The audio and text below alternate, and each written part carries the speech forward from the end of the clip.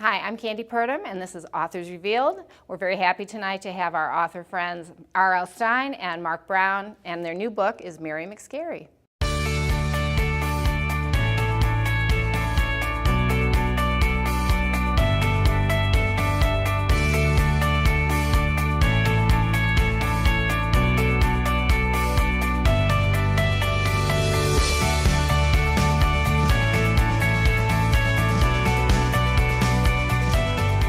Welcome, both of you. We're very happy to have Bob and Marc with us today. Thank you. And so my first question for you is, so you have this picture book together, Mary McScary from Scholastic Books, and I understand this collaboration came together over a bowl of borscht. Is that true? Well, Partially. no. No? Actually, it's not true at all. Oh. It had nothing to do with the collaboration. Marc and I did meet in Moscow. That part is true. Right. That is true. But it makes such a good story, you know. does. That you No, we met in Moscow, and we were there. Actually, the former Mrs. Putin was having a children's book festival. Okay. And Laura Bush picked us to represent us, of all people, to represent the United States. Yeah. And that's where we met. And then, so we were friends after that. Mm-hmm. And it was quite a while later, actually. We've been friends for years. And we were having dinner with our wives one night, and Marc sat down and he said, "We should do a book together." And I said, "Why?" That's typical reaction. I said, "Marc, you have such a good reputation in children's books. Why would you want to work with me?" And he said, no, we should do a book. We should do a book. And he was persuasive, and we did it. And so that's how it came about? Yeah. Yes. Okay, and now your scary books are fun and they're funny in your capable hands, and this is the second of your books together. The other one was The Little Shop of Monsters in 2015. Why are books with fright so successful for children, do you think? I am so excited to do a scary book. I haven't done anything like that in 40 years. And I'm uncovering this new part of myself where, I don't know, hanging out with Bob, I'm beginning to enjoy It's getting scaring very children. Scary. This is about as far from Arthur as you can go, I think. Mm-hmm. Right. That's he pretty seems good. to be enjoying it. Mary is scary, but she's also a powerful female character. And I like the fact that she is in charge. Right. And nothing's going to get in her way. And I think we need more books like that. Good. Girl power, right? Yeah. That's right. That's our message for today. I grew up with 3 sisters. There, so I've been trained. So you were trained well. So Bob, now you've been perfect at gauging the right recipe for fright in your young adult books, your children's books. You've been at this for a long time with the fright angle. But now you're with these picture books for these young readers. And Marc, you've been illustrating books forever as well. So how do you know what's scary fun and what's just plain scary? Where's that line? Well, this picture books is a whole new world for me. Right. And mainly I'm doing it because I have a grandson now. I have a 3-year-old grandson. So I thought, my son never read my books, ever. His claim It's to hard fame, to believe. I It know. is. His claim to fame was that he'd never read a Goosebumps book. He never read one. He bragged in the New York Times once about not having read my books. So I thought maybe my grandson will read one, and that's why I started these picture books. So I have to tell you, I read Mary McScary to Dylan. He's 3 years old, and we went through it. I said, "Dylan, what do you see? Mary." And we said, "Mary." He said, "Yeah. So what did you like? What did you like?" He liked the end papers. He liked Marc's end papers of the book, not the book. Not the content of the book, just the end papers. Okay. That was his favorite part. That's good. I like that. He's working his way from the outside in. Next book, Bob.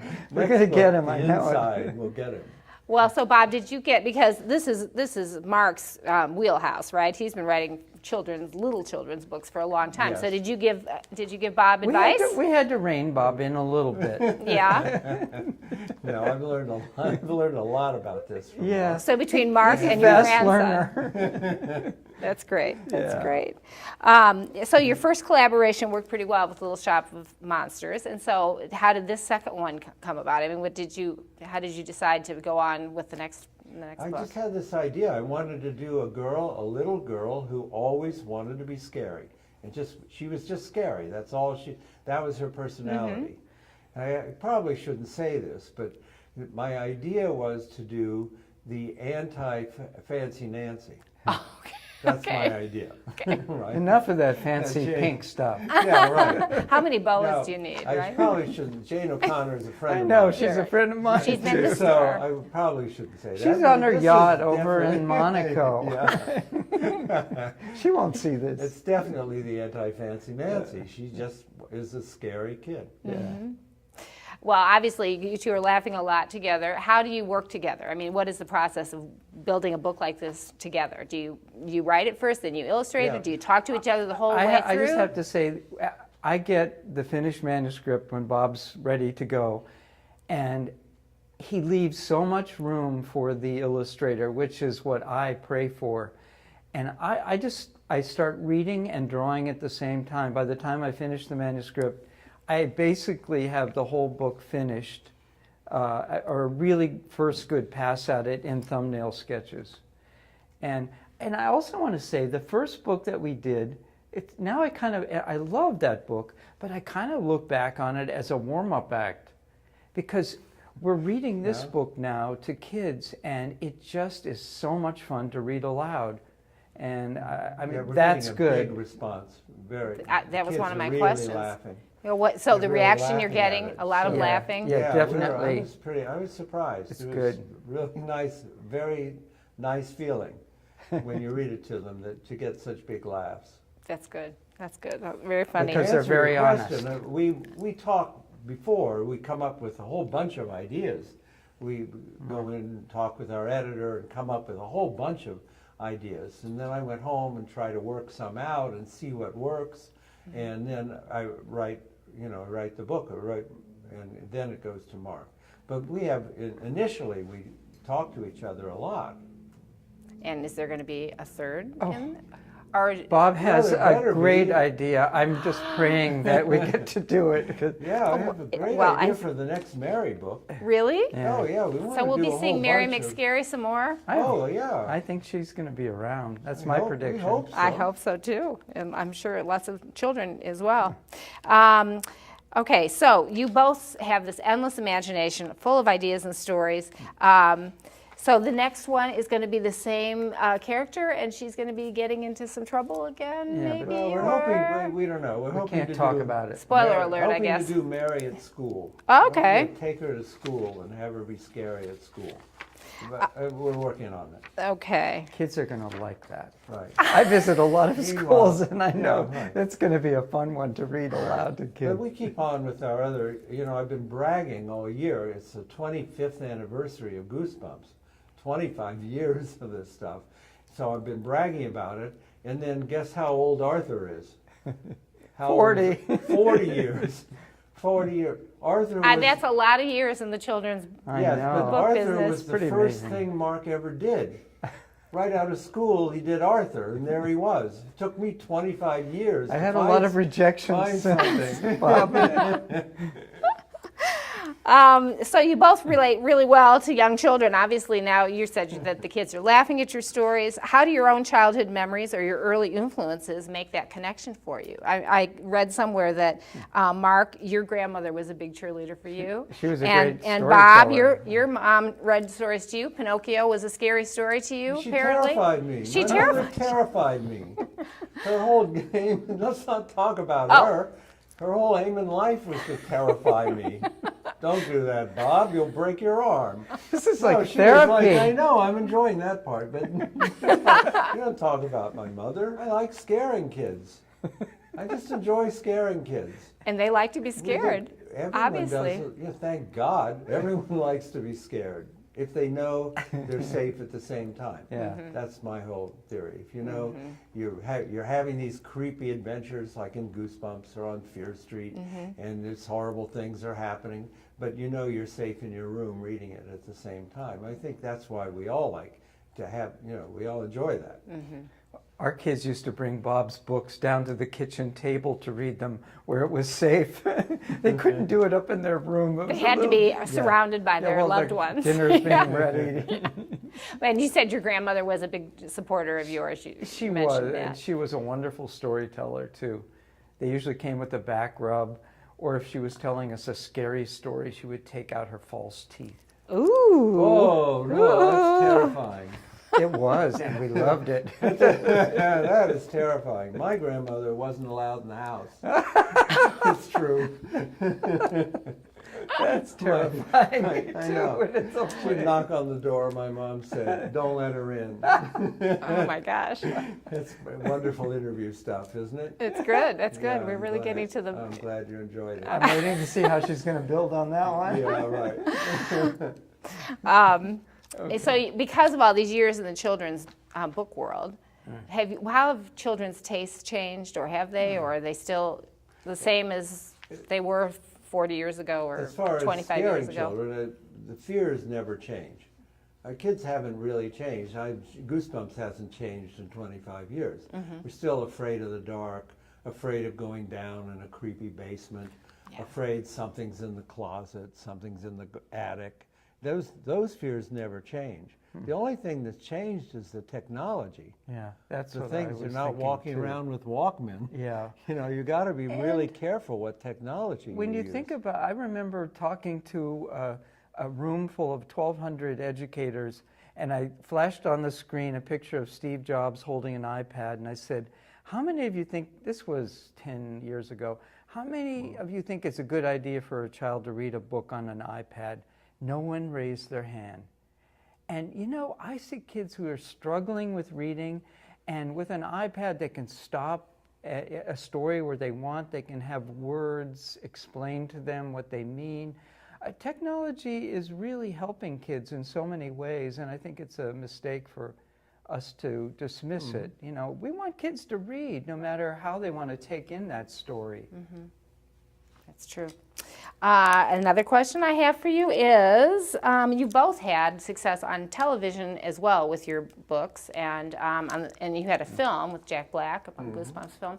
How is it different to be involved in a video kind of visual film compared to writing a book? Well, Jack and I are like twins, don't you think? Sort of, And yeah. people mistake us all the time. That was a bizarre episode for me. The idea of being a character, having somebody play you in a movie, that was pretty amazing. And you turned down Brad Pitt because he wasn't good enough looking. No. I've had great experience. I've been very lucky in television. And it's fun for me. A lot of people say, oh, it's terrible. When the Goosebumps TV show was being made, I was writing a Goosebumps book every month. I was doing 12 a year. So I didn't have any time to work on the TV show. So it was really fun for me to see what other writers did with my stories, what directions they would go. I thought it was just a really fun experience just to see what they would do with my work. And I've been lucky in that I've had the shows were good, and the movie actually turned out to be good. It was a miracle. Yeah, well, So I've good been material. I've been very And lucky. the Arthur on Of course, Arthur television is as well? everywhere. I never expected Arthur to become a television series, but I had a good friend in Fred Rogers who showed me a lot about how TV could be helpful to kids. And, you know, I think about so many of the episodes we do would never become a picture book. Asthma, for instance.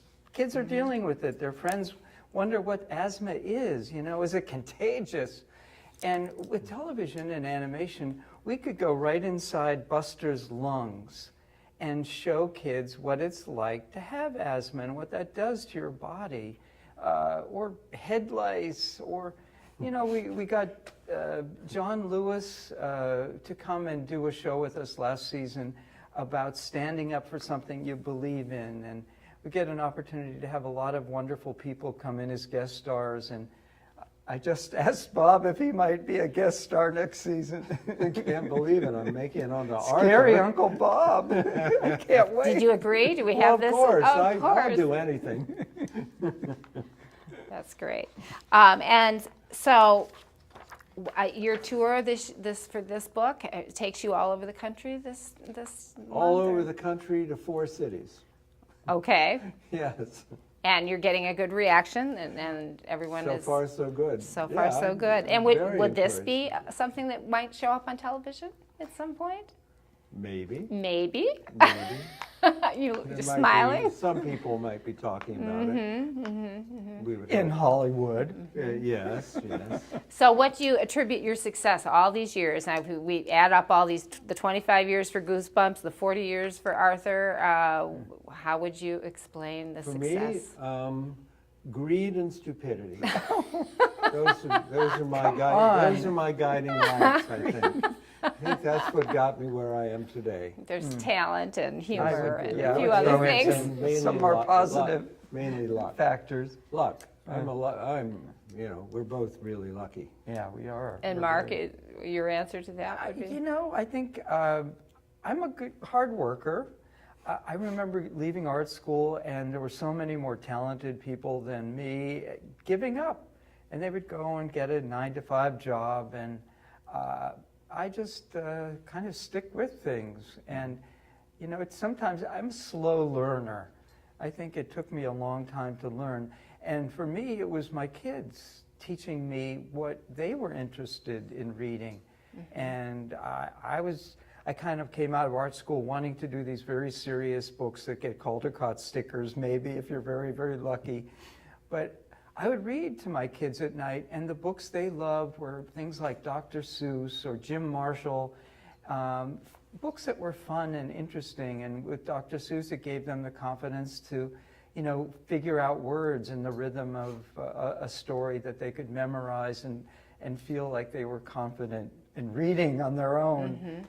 So my kids taught me a lot about books. And the way you talked about rejection, that was another question I was going to ask, the kinds of rejection that you must have had, well, not that you must have had, that you might have had early on when you were pursuing your career, and you had to overcome some things, Mark, that you mentioned. Absolutely. Yeah, when I was starting out, an author, Norma Farber, she told me something that I never forgot. She said, Mark, I had a book rejected 22 times, and the 23rd publisher published it, and it won a National Book Award. And I thought, that really is an important story to remember. That's very And good. did you have experiences No. that were, no, No, everything was... See, Mark is such a good interviewee. He's got it all right. No, I never. I moved from Ohio to New York to be a writer, and I got jobs in publishing. I worked in publishing. I was an editor for 16 years, and met a lot of other editors, and they became my friends. And then I started doing books with them, and I never went through that period. I'm the worst person to talk to about what to do. People always ask, what advice you, I say, but I never went through that, because I had these friends and we did books, and that was it. I never went through that period of rejection. I went through 20 years of nobody noticing that I was writing, but I never had, I never did that kind of thing. And so what experience did you have that let you, like the first time you knew this is really going to work out, and I'm in Here's the first time I knew things were working. Okay. I was in my hometown, Columbus, Ohio, on my way to do a book signing at a Barnes & Noble in Columbus. Maybe it was a Borders, I don't remember now. Maybe it was an Anderson. Maybe it was not, but, and I was in a terrible traffic jam, and I was really nervous because I had to be at the store. And there were just cars and cars, and I was stuck. And I was just, I'm going to be late. I've never been late for a book signing. And then I looked around, and I looked in the cars, and they were all filled with kids. They were all coming to see me. Oh, and that was the traffic That's a jam. great story. I'd caused my first traffic jam. That's a wonderful story. And that's when I knew that things were getting a little weird. That is a great story. And how about for you, Mark? Did you have a... Well, I felt very successful having sold 5,000 books, and then the television show happened, and overnight 50,000 books were sold, and that was a real game changer for me. And sitting in an audience waiting for someone to open an envelope at the Emmys and have the card say Wow. Arthur, and not get an Emmy.